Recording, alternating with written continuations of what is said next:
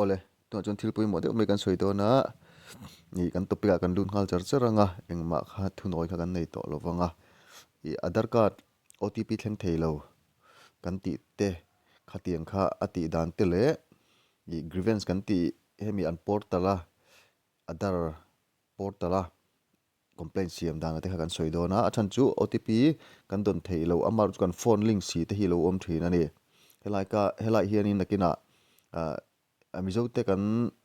phim khur lo na lai ka ron soi do na adik chi renga I ama in update te kan han ti a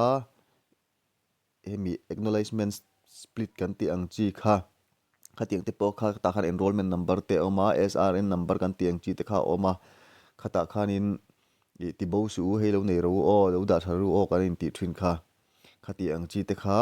attention in kan lo ngai sak lo bania achan chu nakina khang ho kha apoi mo thina chu wang chu ne apoi mo awangin ani da tharu office lampang te pon an ron ti thina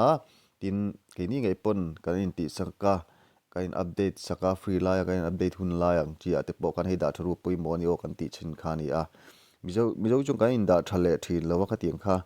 apoi thina update to tan te chu na apoi lem lo OTP thleng thi tan chu apoi lem lo ni ama chu OTP khatiang thleng lo har sa na kan lo to kan ni kha chuarin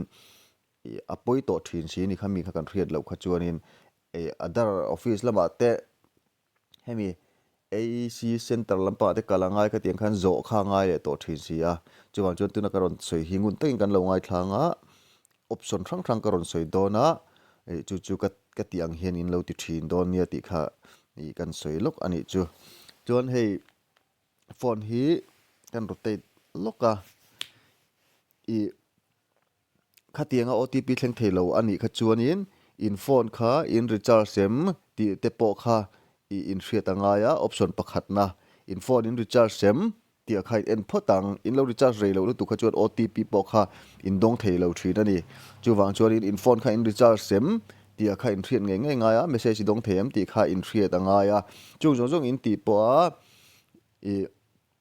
message in dong thei chuang lo ani chuanin ti hian in lo ti chinanga achan chu message problem alo ni theya hi entinan tuna mobile phone in phone jong jong ta kha in recharge vexi a OTP han send po a lu theilo ni kha chuanin option pani na tunami hi ang hian in lo ti le anga tunami ang hian in lo ti le anga settings sa in lu tanga settings sa tang lo pon message khalong press na te thawa ma to settings si all sam dewa kan han lut ko lo anga application na in lu tanga application manager ti te yang phone then khata chuan in ta hian in message ti kha in zongang achunga start bar hemi search bar tang point all sam te na azon thei thawa chuan message ti kha in zonga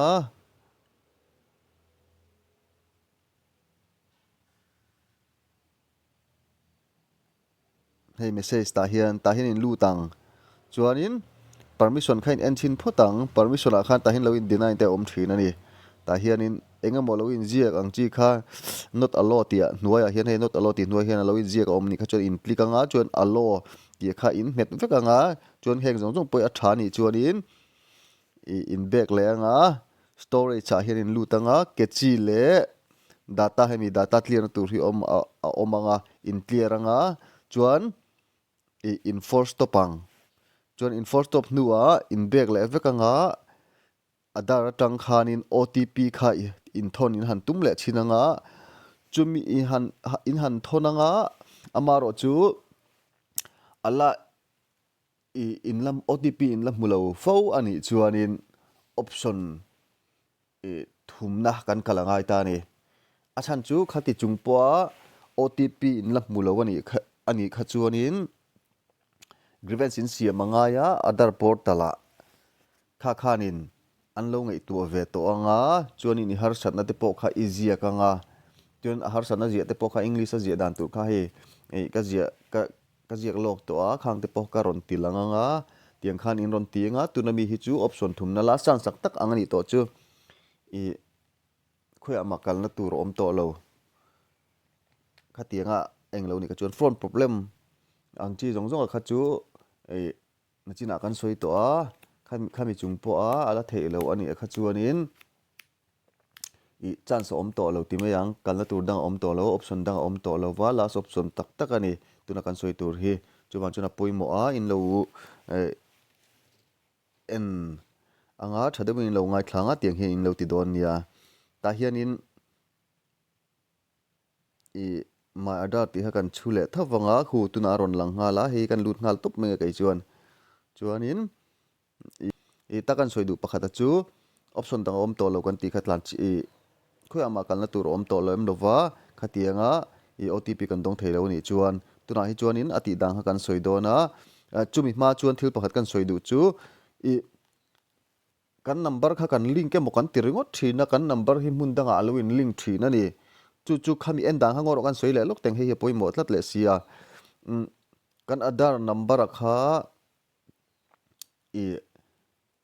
keima ni phone akan link ke mokan tia OTP thleng thei lo kan tiringot kan han in chui chiang kan han ena keima ni phone ni lo kan nu te kan pa te kan nu pui te kan u le na mun then khat le kan ti tir te Aadhaar kan ti tir ti me kan thian le tha te number a kan lo in link dungot thina kha te kha thil om the ni kha kan hriat lo wang ani a thini na kan number a lu tur mo te lu thei lo te kan tirngot ta kha kan Aadhaar khan eng number nge a link ti la ya kha poimo em a poimo siang ro kan soi le lok sia nge kan topic last option a kha kan kalma in heya poimo le sia kan soi lang lok an kha kan hredu ni chuan kan Aadhaar in chu ka soi kan soi non leang topic khana kan peng lok don ani chu om je chu nakina kan topic kan dut le thawanga tunami ka soi om je chu kan Aadhaar he ngun ta yun lo ngai tharu o kan Aadhaar khain kan eng phone number nge a link ti kan hredu ani chuan hei tuna kaluna tho hian ni ta kha kan hredu ani chuanin hei check Aadhaar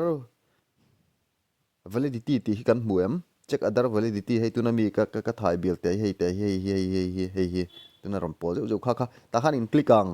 chuan ta hian in Aadhaar number kha in chu anga ngoro ke mai kan manglok me nge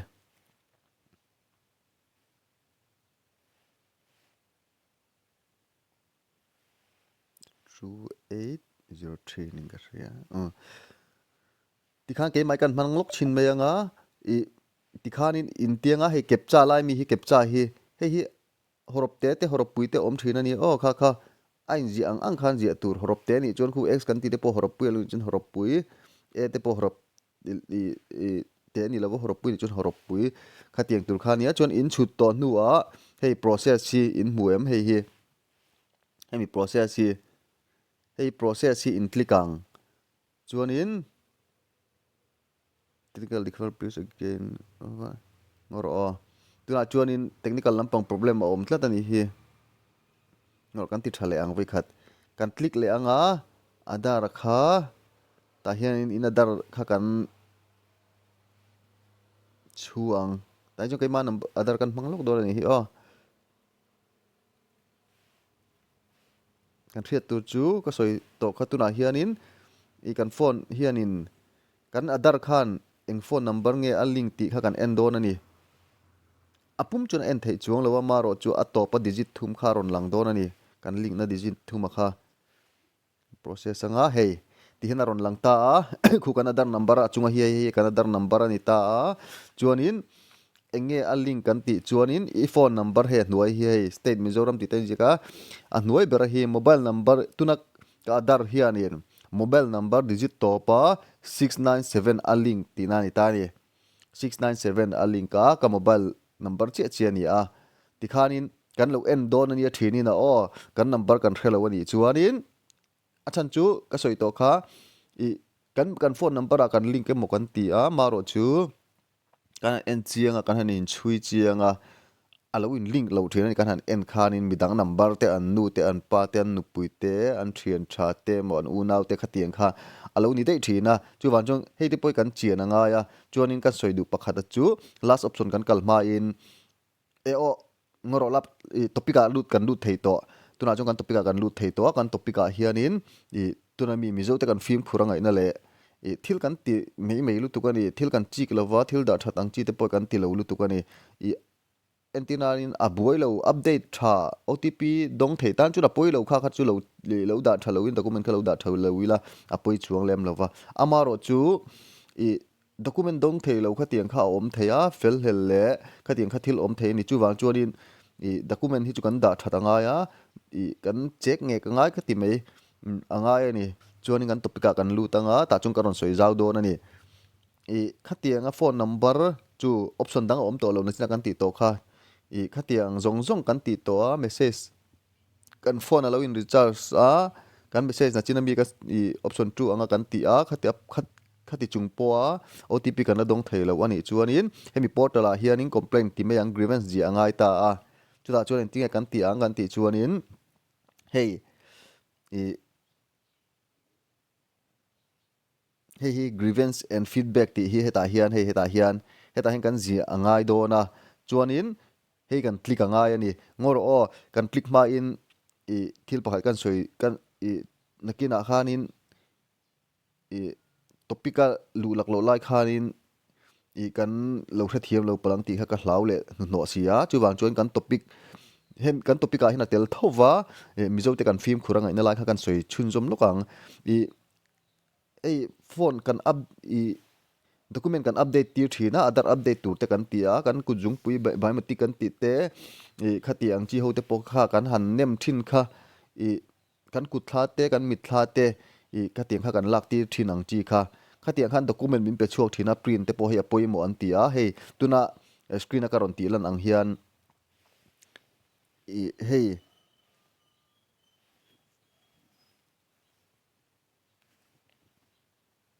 hetiang hi hey hetiang hi hey hetiang hi document min pe thina kha te kha apoi mo a chan chu hemi enrollment number hi hey hemi enrollment number hi hemi enrollment number te date kha tiang chi te hi in update ni khana e tuna grievance kan siam tura hera apoi mo don ni a chan chu hemi number hi ron anom phu do na chuan chu mi pialama i phone a kan lo update ni chuan free la yang chi te kha kha hetia hey acknowledgement slip kan tiang chi lo eng lo da tharu kan tiang chi kha tiang kha apoi mo thina hey SNR number kan ti hey hemi SNR number hemi taka hi heng te hi apoi mo thina kha kha i da tharu kan ti chin kha ni a chu wan chung kan check nge khi nga ya kan da thata nga ya khang ho te po kha achan chu na kina har san kan lo tok the tok lo tan chu na boina om lo wa i ti kha kan da thatu ra ka in ti te le office la matang an ngen na te po hi chu i kan document khoya mo file kan nei veka tu te pon ta hanin lo keep ve me la file ga ta lo da ela lo ti thave me la chuanin nakina kan tan all samani ti kha kan soi i chunjom loka kan topic thawani a chu wang chuanin i nakina tunami option last option ka ti a hi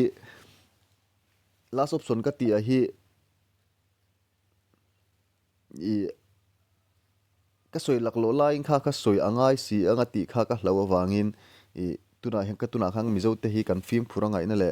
i tlema thil hi kan check ngek de ngai na la kan ron soi lo ka ni chuanin i kan soi kan topic tho ne ani a kan lu tang kan soi tanang option dang kan nei to lo kan ti to kha ta hianin i grievance ka khati OTP pakhat ma kan siam chungpo a thleng thei lo ani chuanin grievance a hin kan lu tanga feedback ta hianin kan clicking chuan ta hian hei chan thana om ta a i name kan ti anga name a hian Aadhaar anga kan hming kan zia kang kan Aadhaar kan hming chuan enter mobile number in zia kanga email address kha chu nangmani email address kha in zia ka enter state ta hian than tur lo oma grievance for feedback for self or mani le chung te mo kan ti sakani kha chuan than tur oma hei ta hian self le others ti kha than tur om me ya kan chung te kan ti sakani chuan others ke mani kan tin chuan self kan thlang me anga chuanin grievance type feedback ti hi ta hianin i hey authentication issue ti hi kan click le anga chuanin ta hian hey type a hian ta hian anuaya hianin hey recently update phone number but not receive OTP on the same ti hi kan click le anga chuan ta tak hian hei na china ka soi kha kan check nge ka ngai na ka ti kha SRN number kha ta hin ron require URN enrollment number nge idua SRN number ti kha online ta na ti te ta na SRN number ni a e kita office ta kan print chho ti mayang kha ti enrollment na kha i kan thria tanga ya tin ba ka hi hemi enrollment a hi kan threlo ani chuanin i Aadhaar lampang khita AC Aadhaar enrollment center lampanga kan zo tanga chuanin ta hianin SRN number mo enrollment number kan chunga chuan ta hianin upload tur om ta ni ta hianin chuanin media pic hi kan englawa ta kan Aadhaar kha kan upload tanga chuanin ta hian ron kal je tanga in upload dona tuna ti ka ngai lo wang ge chung ka ti don lo ati dana kha karon soi don ani chuanin chumi nuwa no se thiam lok chuan khang jong jong ka ta hian Aadhaar chu in update in hei ti hian in click anga ta hian chuan hei phone pic amo khatia ha in click anga chuan in Aadhaar kha in select anga chuan amai na ron lu tanga ron upload tanga ta hian ron lang don ani chuanin khang jong jong in ti to nuwa ta hian grievance in zia kang i enge zia tu na china ka soya kha ta hian in thu in zia kanga i tuna ka zia sa ti me ang kalau zia to karon ti lang ang turang hianin dule English kan lo thiam lo ni kha chuanin ti me ang English kan lo har sat de ni kha chung kan zia kanga ngoro karon tilang lawang photina karon tilang de don thowa chumi ma chuan khami grievance kan zia to nuwa hemi captcha kan ti hei helai mi hi du kha khumi number khu kan zia kanga captcha hi lo dik lo de ni chuan hei helai mi hi refresh ai kan met lenga refresh kan metanga hu captcha ko ta khu danga ron omta ku BE97X ku anga ang khon zia le tu ni ta chumi nuwa i submit ti akharon omdon ani nuwa khuan chong kan submit anga daka sumli paria chungin anon endikanga chuanin i update akha i afel fa ni chuanin tikhanin an portal anon ti tha anga chuan OTP chu i dong thei to don ani chuanin tunami ka soi helai mi grievance zia tura ka ti akha kan lo soinga thiam lo te kan om pal theya chu ban chuanin grievance a hianin in lo zia ka nga he kopcha kan ti ka chu grievance in zia vek to nuwa hianin kopcha kepcha hi in entaranga chuanin chu mi nuwa anua hian ta hian hei back bula hian submit ti ron om dona in submit anga chu jong chu ni me ni option to ber last option kan ti to chu ta hian grievance a hianin kan soidua chu azia dan english ka kan lo thiam lo ni chuan zia sa hi kan ya ro a aing lo hi kan split lok mai nga tai zia sa kan ya nota hianin hei hi in lo enanga tiang hian in lo ziak meidon nia ti kha kan soidua khong kan note kha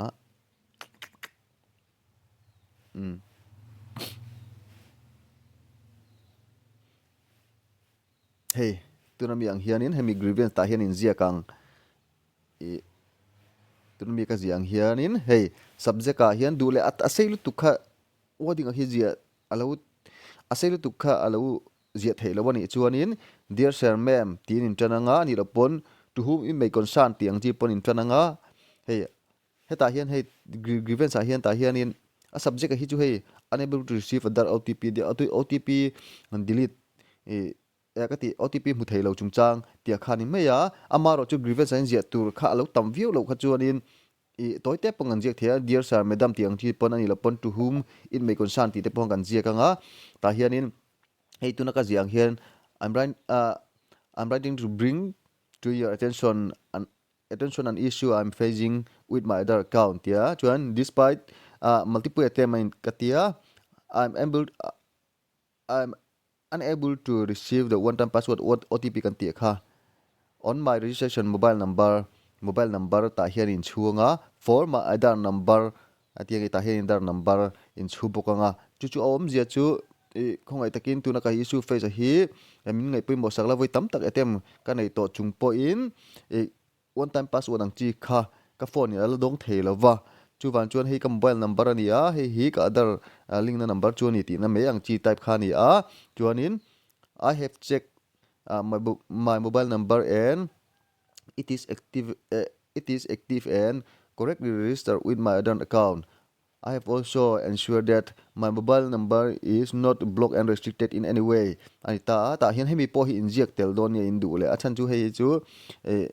ka mobile hi active tha a ka registration po Aadhaar le ka ti in link kha adika ma sengin ka phone number te po hi block ani lova restricted ani hekalo ti vel kha easy alan na kha ni a chuanin hei anwa hian I would greatly appreciate if appreciate it if you could assist me in resolving this issue. Thank you. That I he ka san hi min tanpui thea min so sak thein jo ka lom hle ang ti te po kha ji lan ve mi ka politeness thua khain a thave a tunami ka ji ang hianin in lo ti nga arang lu tu kem ka hrelawa chu wan chon muang de win du la he ti hian ka ron ti nga dear sir madam ti kha chu in jiak photanga du le to whom we may concern te po in ti nga he tiang lo po hian du le kan thiam ang khan in hei toy english ni te kan thiam to hlom em hi thalai te a phejun kan thiam ang khan du le kan jiak theya ama tu tunami hi chu a gai ta kan da mai me ni hi lo thiam lo te kan om ta ka ti hianin i kan jiak anga toy fel theng de hei te po he pola kan jiak kan har sat na kan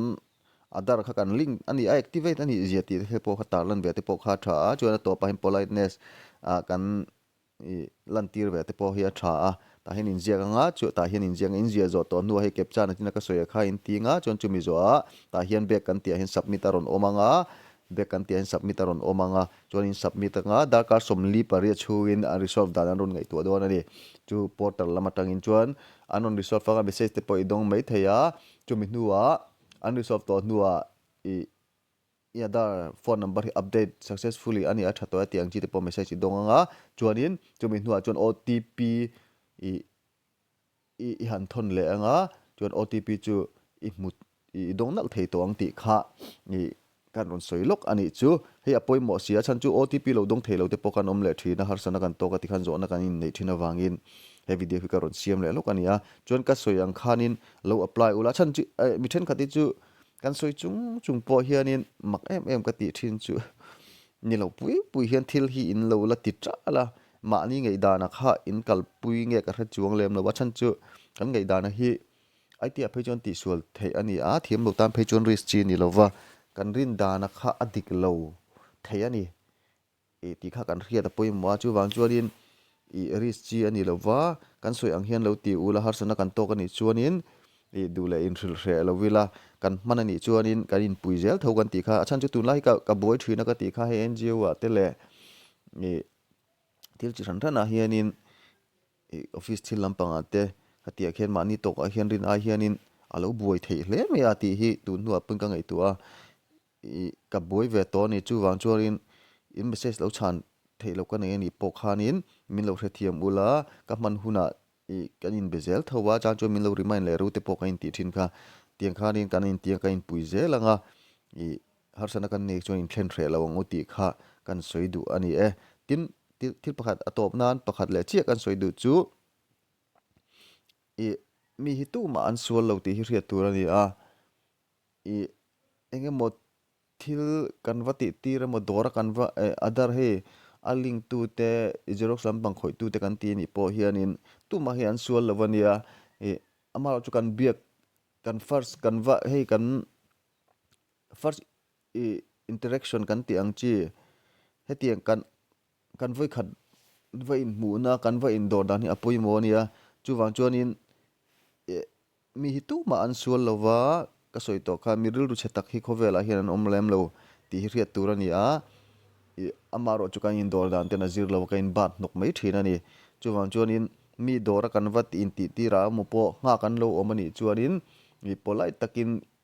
i har sana te poi bathena nga ti khanan role te poni ti venga maro chu document print nga yang chi ni te kha chuanin du level utlang ta la he mi lo ti sakte tiang chi kha chu thei thoba maro chu he tiang har sana nei portal atanga siam nga yang chi te alo omani ero kha chuanin mi nan nga ni chon nga vela tiang chi te po khan han dor la ti kha kan soi duwa chan chu dor hrom me mai tiang chi te tin office lampang te pon lo ni mai thei he tiang chi te kha a om thina chu wang chuanin